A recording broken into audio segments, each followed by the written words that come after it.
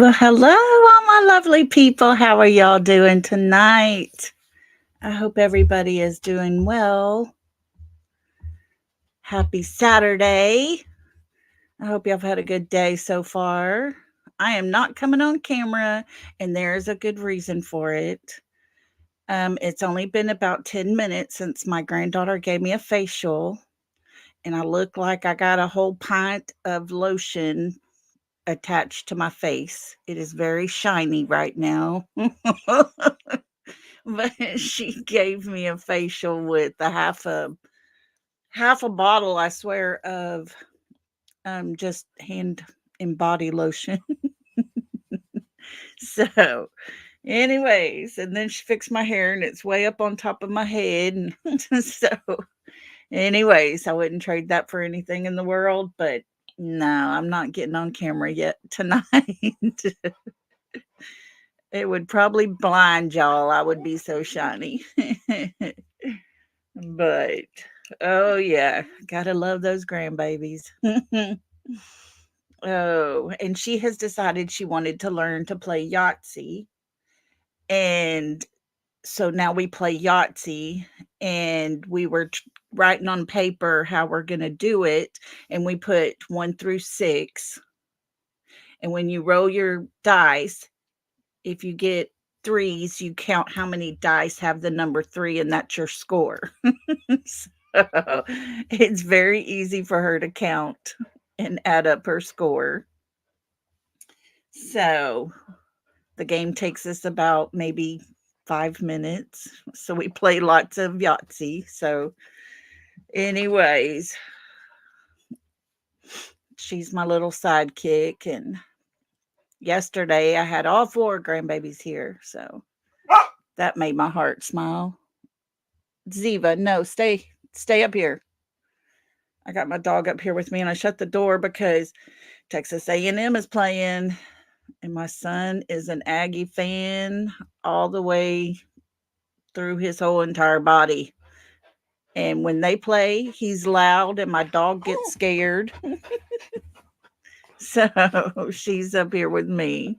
But the babies are downstairs, and it's driving her crazy.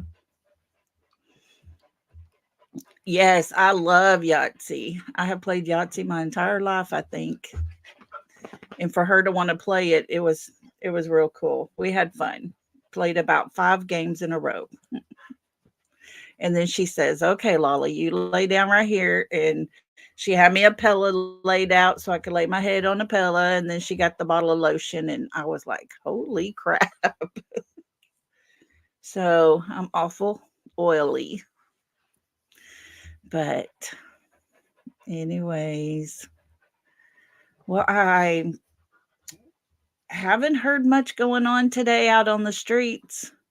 I haven't really been on a whole lot, but I'll look every once in a while, check things out. And I hadn't heard too much going on, so that's a good thing, I guess. If we don't have a lot of crazy going on, that's good. I just sure wish we would be able to get on here one day and just have news that we have found Summer, we found Sebastian, little monkey Vaughn would be found. All of these kids out there. But one day it's going to happen, guys. One day. But hey, Charisse, thanks for coming in. TJ, thank you for being here. The girl on TikTok, yes, Smiley put that out for us to see. Man, what did y'all think? Smiley, thank you for putting that out there. That's, something like that really could happen. It could really possibly be that way.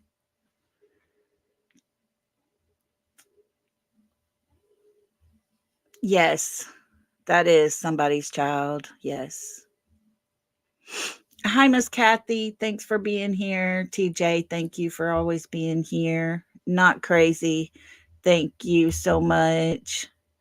Let's see, we had Smiley, our beautiful Smiley, and Cash.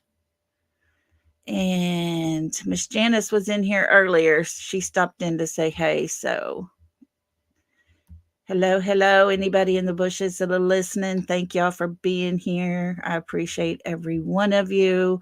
It's going to be a small crowd tonight because we're not talking, Sebastian or Summer or anything. But it's Saturday night. It's our night to kind of rejuvenate and start fresh. And we're going to listen to a little clip about the Hatfields and McCoy, Appalachia's famous feud, Feud. Cash showed me that I had spelled it wrong. I spelled it wrong on my thumbnail. I spelled it wrong on our stream. So who knows? But anyways, it is just an interesting story I thought we could listen to. And tomorrow will be Summer Sunday, so we will definitely be talking about summer tomorrow. And I've got lots of things that we're going to listen to because we've kind of started over from the beginning with Summer's case, kind of like what we're doing with Sebastian's as well. So anyways, tonight we're just going to do this. I'm going to play a clip, and I don't know how I came across this, but y'all, it was the funniest daggum thing I ever heard. The man that had kidnapped he had like 3 girls in his house for like 10 years, I think. And one of them escaped and got the cops there, and they found the other 2 girls in the house and everything. I cannot remember the name of the guy for anything, but this is the guy that found the girl, and when she was saying, help me, and so he helped her out. Y'all, him telling, I don't know if that was in Missouri. I don't know where it was exactly, but this is just a little news clip that the news reporter guy was talking to him, and I came across this. Y'all, he is very excited, and the way he's telling this, whole little story about his involvement in it, I just thought it was the cutest thing ever. So I'm going to play that for y'all before we start with the other. And I hope y'all enjoyed as much as I did. It just cracked me up. Let's see. Here we go. Okay, here we go, guys.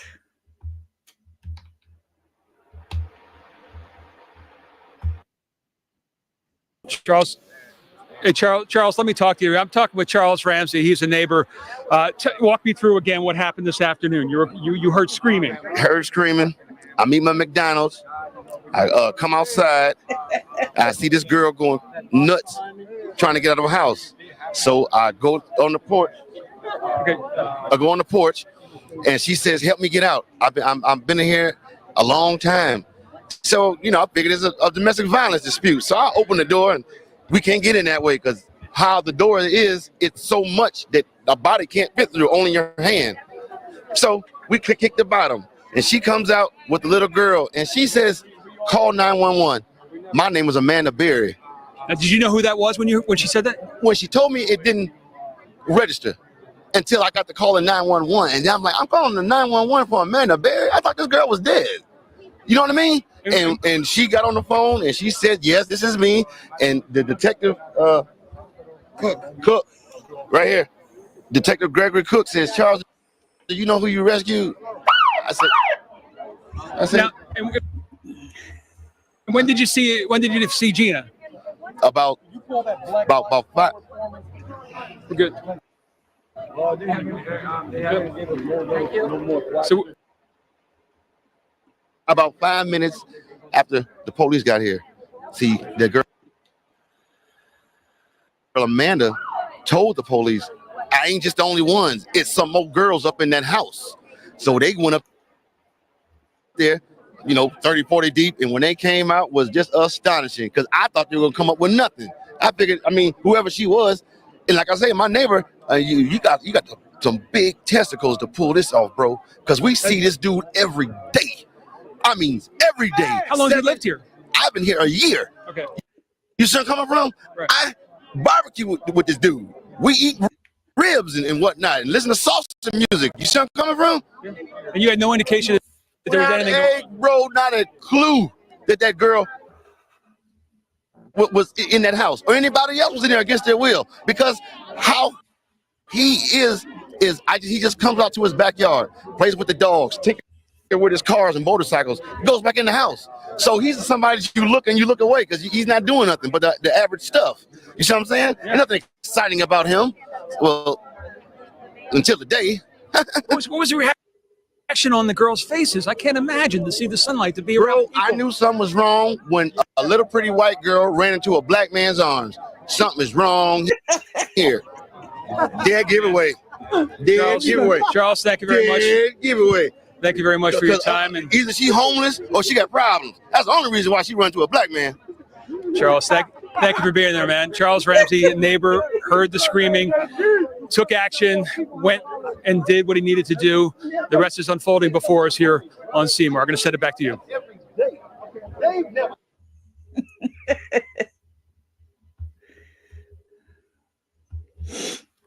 Well, I hope y'all enjoyed that as much as I did. That guy was so funny. He was in the middle of eating his McDonald's. Oh, anyways, I had to show y'all that. I thought, it was a great thing he did, but yeah, he was so dramatic with his explaining it all. The only reason a white girl would run into a black man's arms. Yeah, he eating ribs with the brother. He was so funny. Anyways, I just wanted to show you guys that. I thought it was pretty funny. Yeah, he should have got a bunch of Big Macs. Yes. Hey, Cheryl. Thanks for being here with us. Thank you. Thank you. We're not going to be here too long tonight. We're going to play a couple of little things. Cleveland, Ohio. That's where it was. Okay. Yes, that sounds right. Yes. Thank you for that, Donna. Hatfield, are you related to the Hatfields and McCoy peoples? Donna.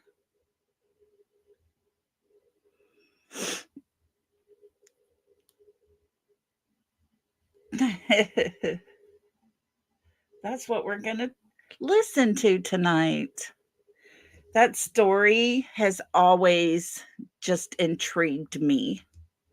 And I don't know why, but I know a bunch of my family on my mother's side came from up, around the Alabama, lower part of Tennessee there, up in the Appalachia Mountains and stuff. And they ran moonshine all the time and stuff. So just hearing the stories of the Hatfield McCoys, and I thought, tonight let's listen to that story.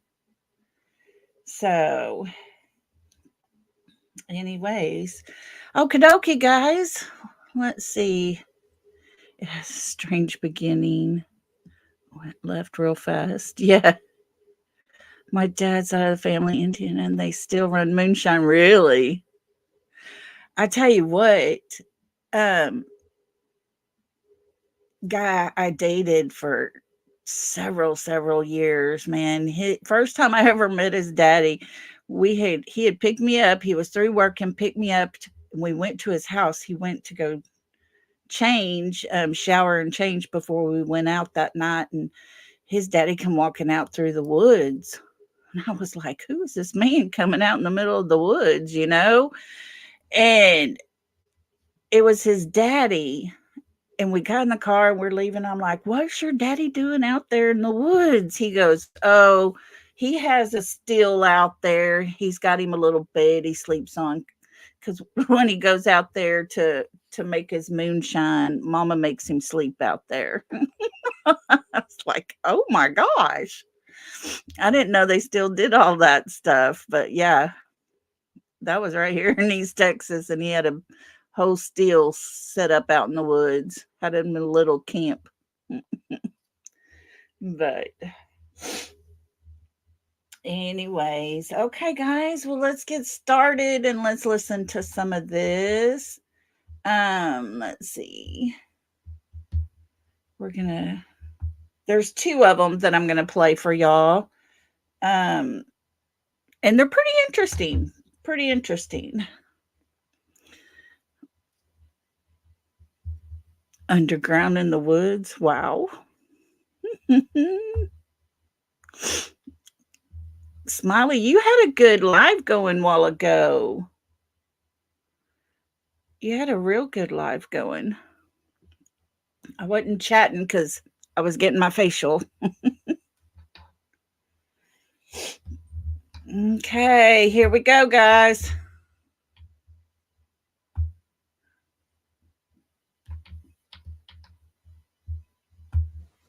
There's never been a family feud quite like the one between the Hatfields and the McCoys. Though the tale has grown to almost mythical status, it has its origin in fact. Rita Braver talks to some real McCoys and some real Hatfields, too, for our Sunday morning cover story. They were men who matched the mountains. They were Hatfields and McCoys.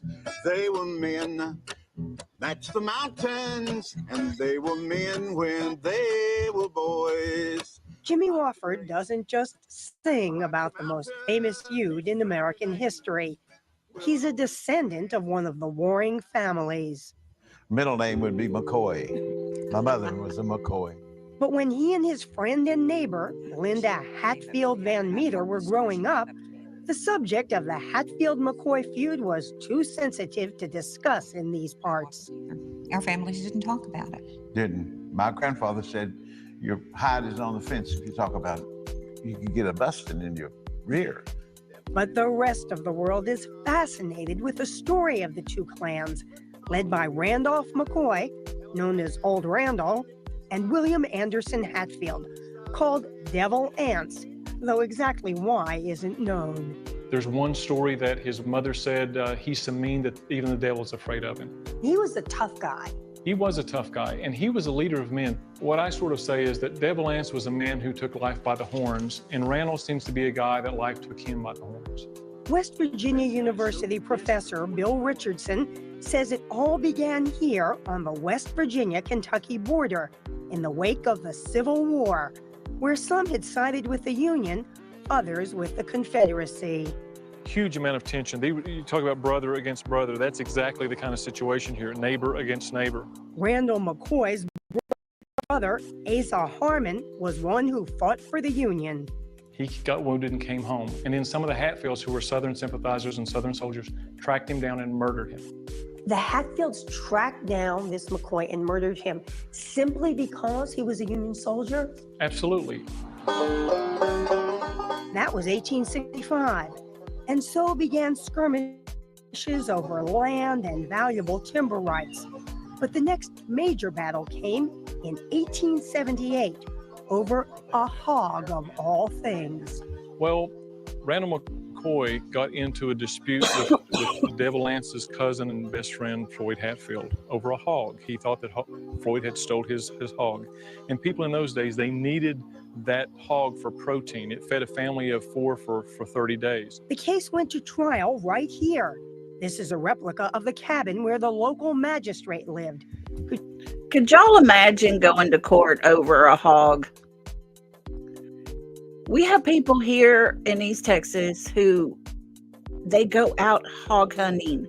People call them and say, come hunt my fields, because we are overran with hogs everywhere and they're tearing stuff up. And back then, one little hog, and it was on. who just happened to be a Hatfield.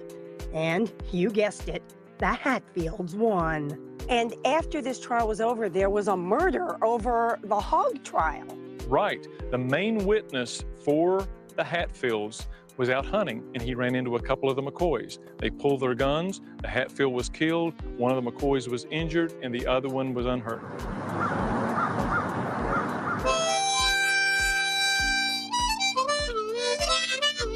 With all this animosity, you wouldn't think that Devil Anse Hatfield's son Johnsy would fall for Randall McCoy's daughter, Rosanna. Or would you? Now, this is the daughter of his father's greatest enemy. He spends one day with her, then takes her home and says, Dad, I want to marry this girl.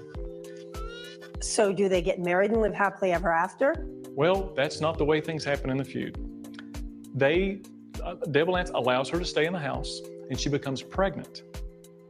Johnsy still doesn't marry her, and so she leaves. But her father, Randall McCoy, won't let her back in his house.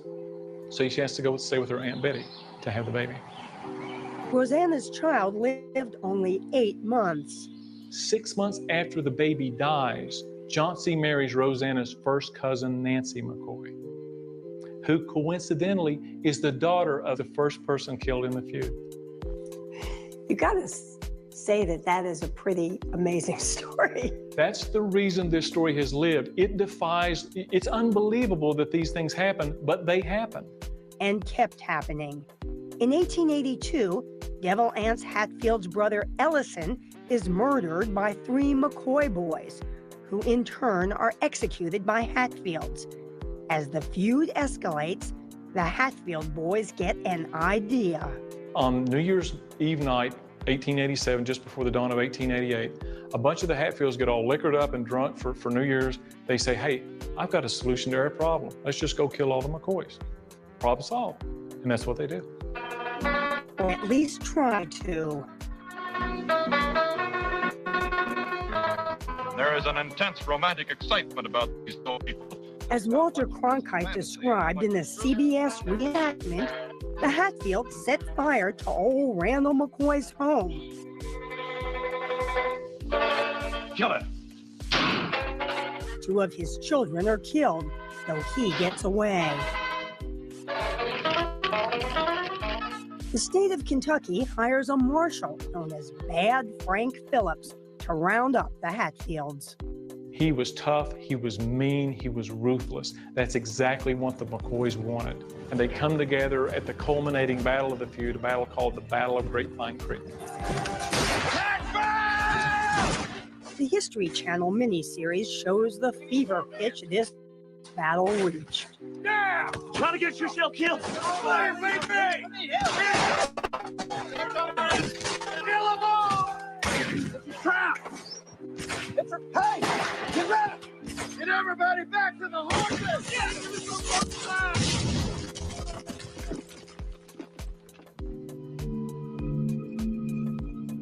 Ultimately, after cases that go all the way to the U.S. Supreme Court, 8 members of the Hatfield gang get life in jail, and 1 is hanged. There needed to be blood for blood, and he was the sacrifice. Does that finally end the feud? It got to the point where they were tired of it, and they decided no more.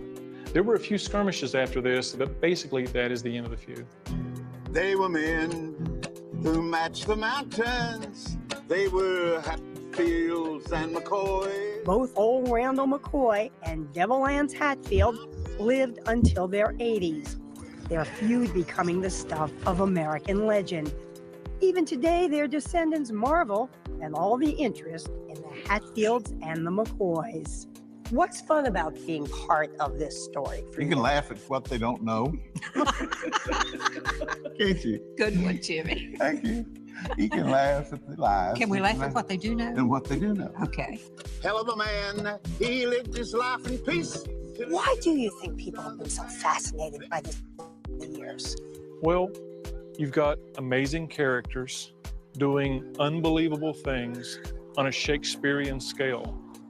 You've got a love story, you've got murders, you've got the Civil War. It just keeps on giving. They were men when they were boys.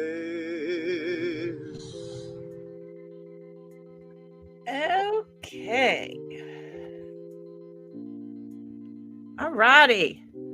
So we're going to get ready. We're going to watch the next one. And this next one that I found is really cool. She shows a lot of places, different sites and stuff, and does a lot of explaining. But here we go with this one.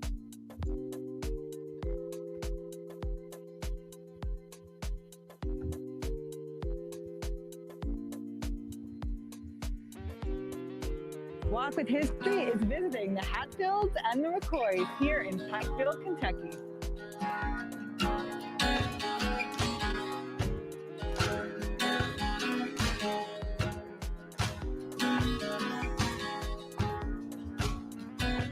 Hi, Jen of Walk with History, historian, veteran, and look at the sign behind me, the Hatfield and McCoy Feud. This is a quintessential part of American history. When you talk about any bitter rivalry or feud or fight, these are two American families that had a long-term feud against each other. And we're gonna go to the locations surrounding this today, tell you more about it, what started it.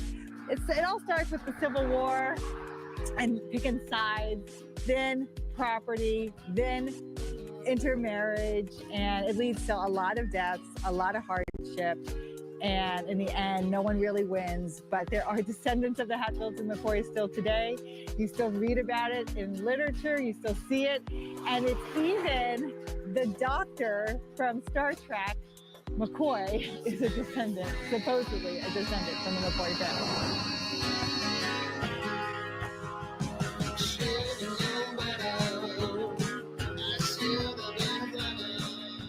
The museum here in Pikeville, it has two mannequins of the two patriarchal Hatfields and McCoys. It has the bed of the brother that basically starts the feud. This bed belonged to Asa Harmon McCoy and his wife Martha McCoy. They were the leaders of the McCoy clan, and Asa was a Union soldier. So he is the first casualty of the feud on January 7th, 1865. So his brother is Randolph. So this is what's going to start. This is the bed of the guy that starts the whole issue, right?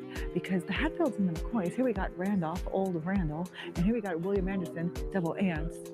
They both fight for the Confederacy. They're both on the same side of the Civil War, but it's his brother who fights for the Union. And his brother fights for the Union. It pisses off his uncle, who also fights for the Confederacy. So his uncle kills his brother. And this is what's going to start the whole thing. And this happens in 1865. Here's William Anderson Hatfield. Here's Randolph, old Randall McCoy. And this is the feud, what we will come to think of in America as a historic, bitter rivalry. But this is the miniseries. So if you remember, you got the McCoys with Bill Paxton, and you got the Hatfields with Kevin Costner. And then this is the uncle who ends up killing Asa.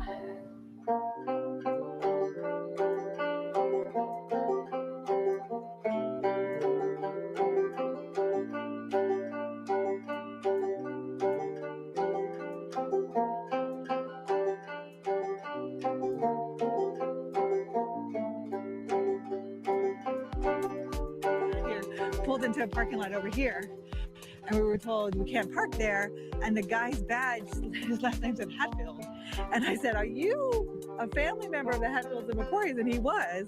He is the great-great-grandson of Floyd Hatfield. He actually owns the land now where the shooting took place of the three brothers, and he told us how, you know, he has a pipe that runs through his land, and at one time, one side of it was owned by the Hatfields, and one side of it was owned by the McCoys. So if you can understand, this feud is mostly because they share the same land, they share the same interests, they're on the same location, and it's just bitter blood through the years. So we're in Black Berry, Kentucky. And this sign is telling you the initial first incident that started this Hatfield and McCoy feud. The killing of Asa Harmon McCoy. So this is Randolph McCoy's brother, and he's killed by Jim Vance, who is Anderson Hatfield's uncle. And this is going to start the whole thing. And it's because of the Civil War. Because that McCoy, Asa Harmon McCoy, is a Union soldier, and Jim Vance is a Confederate. And even though both the patriarchal Hatfields and McCoys are both Confederate soldiers, it doesn't matter. Asa McCoy is a Union soldier. And because of this area of Kentucky, which people fought for both sides, when people come back here after the Civil War, tensions are still really high, loyalty is still really high, and it turns out that Jim Vance will kill McCoy because of it.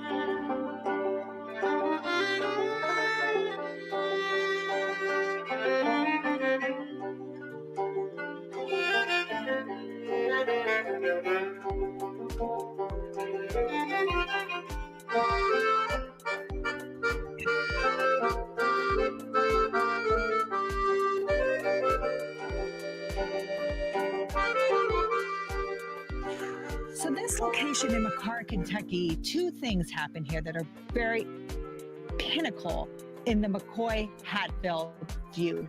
One, when that pig wanders from the McCoy family farm over to the Hatfield family farm and it's claimed by the Hatfields, this is where the trial takes place. This is where the hog trial happens, and the Hatfields are found in because the person who's presiding over the trial is a member of the Hatfield family. But the second thing that happened in August of 1882 is an election was held near here, and a fight broke out between Tolbert McCoy and Ellis Hatfield. Tolbert McCoy is Randolph's son, and Ellis Hatfield is Anderson's son. And Tolbert's brothers joined in the fight, as did Ellison Hatfield, who's the brother of Anderson Hatfield, who was stabbed and shot. So the three brothers, they stabbed him and shot him. Now, when he later died, when Ellison dies, that's when Anderson Hatfield, old aunt, rounds up those three brothers, ties them to these pawpaw trees, and kills them. And this is... Okay, somebody tell me, what is a pawpaw tree? Because they're tied up to the pawpaw trees. What is a pawpaw tree? Does anybody know that? Miss Kathy, do you know what a pawpaw tree is? I've never heard of one till this story. It's a fruit tree. Okay. Thank you. I've been wondering about that.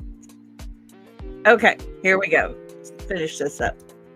This is a big deal for the Hatfields and McCoys because this is when the patriarch really steps in. Anderson Hatfield really steps in and kills the three sons of Randolph McCoy. And he kills them because they killed his brother, Ellison. So this is where that whole fight takes place. So this cabin, it's been rebuilt now, is a very important site in the Hatfield-McCoy feud. But this cabin has since been rebuilt, even though we had met with a gentleman, and these footprints are footprints from the Hatfield-McCoy family, right down here. See these little footprints here and in the stone. But at one time, this was in disrepair, and then the local government here took interest and rebuilt it. The chimneys were rebuilt with original stone, and these are original steps here in front. But this is where it's really going to turn. After this trial happens in 1878, this is where it really turns the tide. Now, a hog being stolen or property being stolen at this time, it's the equivalent of a hog is a felony. It's a felony case, not a civil case. So really, it should have been tried in the county seat of Pikeville, where we were with the museum. But because they want to bring it under a civil case and keep it with the Hatfield Justice of the Peace, they bring in a jury of 6 Hatfields and 6 McCoys. Although when I talk about the intermarriage of the families and how people didn't want to testify against their wives' family or things along that nature, it's Anderson Hatfield, the Reverend Anderson Hatfield, the preacher Anderson Hatfield, who's the cousin of old aunts, who's going to side with the Hatfields for the hog.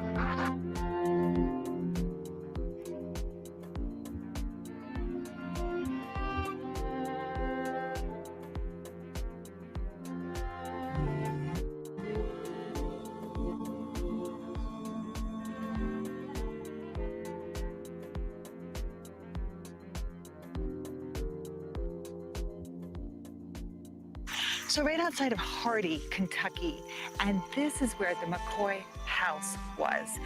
The actual Randolph McCoy house was.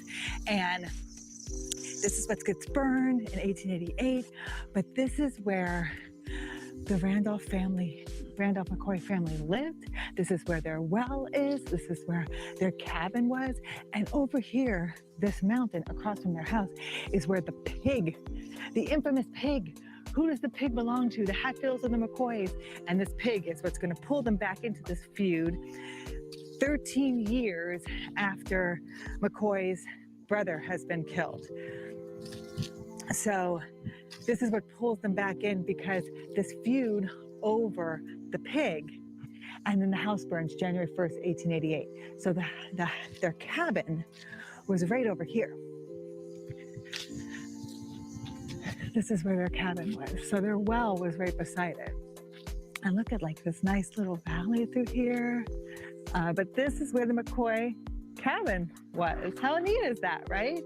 And the McCoy boys who were killed in the ambush, the retaliation, Aunts Hatfield being there, they're buried right down the road here. So this is really McCoy land.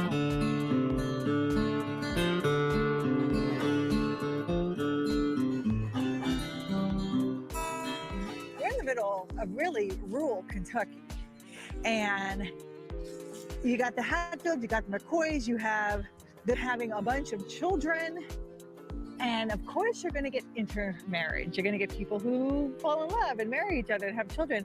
So you have these, you don't know who the loyalties are at, and it just becomes this long drawn out affair. But here is a statue of Randall McCoy. Here where his house used to be, in Hardy, Kentucky.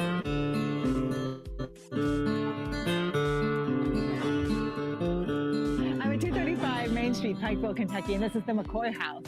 So after the Hatfields burned the McCoy home, January 1st, 1888, Randolph and Sarah McCoy never returned to Blackberry Creek.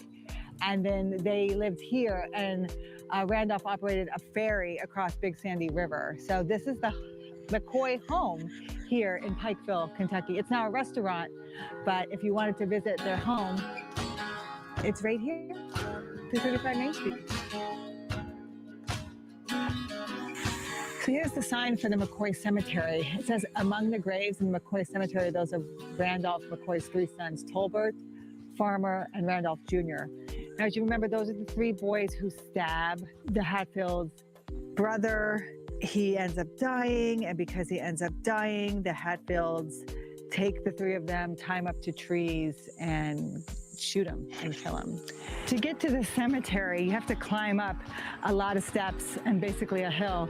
The map directions take you to this parking lot down here, and then you climb up this hill to get to Randolph McCoy's grave. So if you're expecting to come up here and visit his grave, be prepared to walk the steps and to walk a pretty substantial grade up this hill.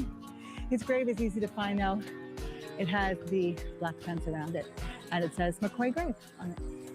Over my shoulder is the gravesite of Randolph McCoy and Sarah McCoy. These are the head of the McCoy family that is part of this Hatfield and McCoy feud. Randolph McCoy will fight for the Confederate Army in the Civil War. Sarah will bear 16 of his children. And Randolph will end up losing his 8 children in this feud between the Hatfields and McCoy. He ends up losing 8 children as a result, including 3 sons in the big event where the sons are tied to the trees and shot by the Hatfields. But here is their final resting place. We're here in Dill's Cemetery in Pikeville, Kentucky, and you can visit their graves here. I think their daughter is also beside them.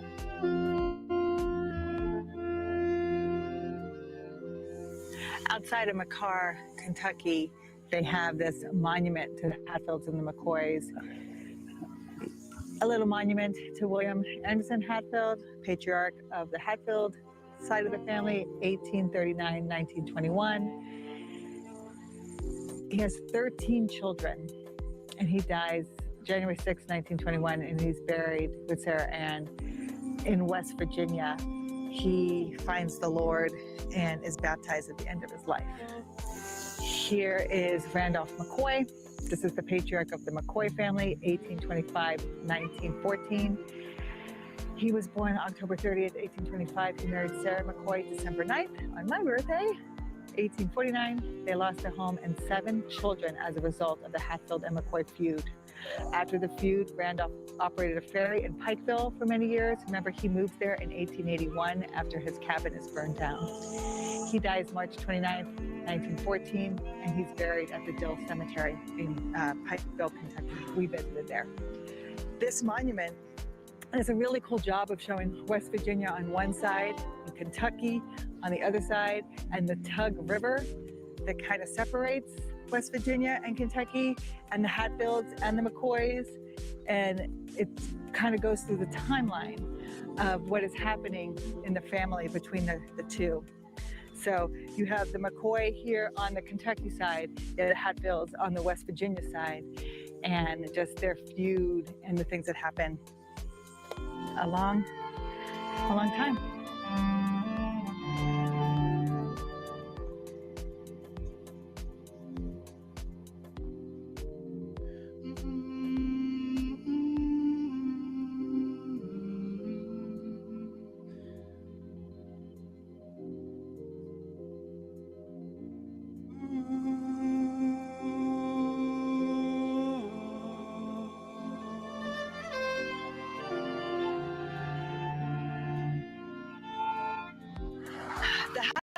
And the McCoys, they never really make up. McCoy will move away, Hatfield will find the Lord, and they never really make up. Their feud just basically stops. Today, though, family members of the Hatfields and the McCoys meet annually for a kind of family reunion, and they have buried the hatchet a long time ago.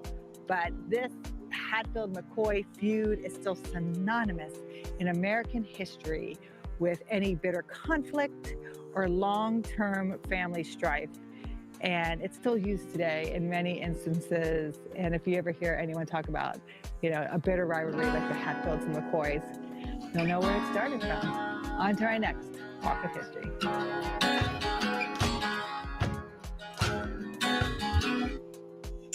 All righty. So what did y'all think about that? I thought those were some pretty good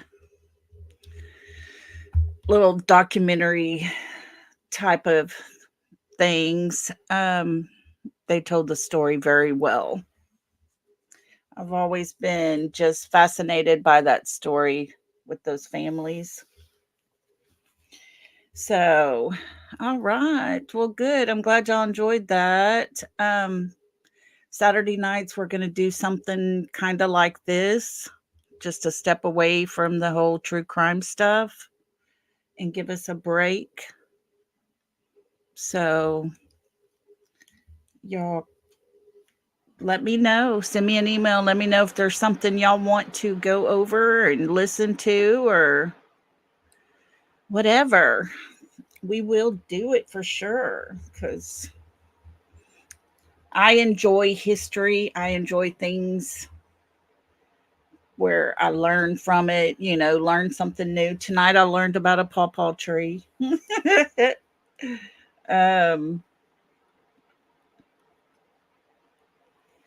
You didn't like the dill pickle? Okay, who's had a jalapeno margarita? I was out with a friend of mine one night, and she ordered a jalapeno margarita. And I was like, what in the hell is that? And it was a margarita, and it had jalapenos floating in it. And oh, moonshine apple pie. Oh my gosh, I could drink that all day. Yes, Cash. It was a jalapeno margarita, and I tasted it, and it was surprisingly pretty good. I was impressed. I don't like margaritas, but I was like, okay, that's different. I have a friend that her husband makes moonshine, him and his brother, and he makes me some Red Hots, the candy Red Hots. He uses those and makes me some cinnamon moonshine. Oh my gosh, it's amazing good. It's kind of like the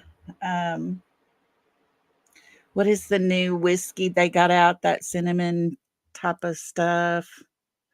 It's not Hot Damn anymore. It's Fireball. Yeah, it tastes a lot like that, just a little stronger. So, anyways. All righty, guys. Well, I'm going to let y'all go. Let y'all move around the streets tonight.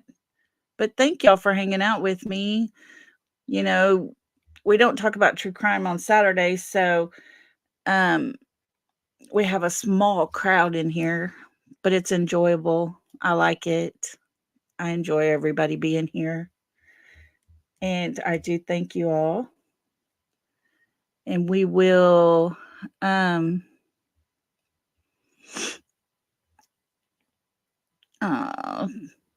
we are so glad everybody's here. Beware of the pigs in what? Custard. No fighting over the pigs. I don't want to have to come to court and bail y'all out.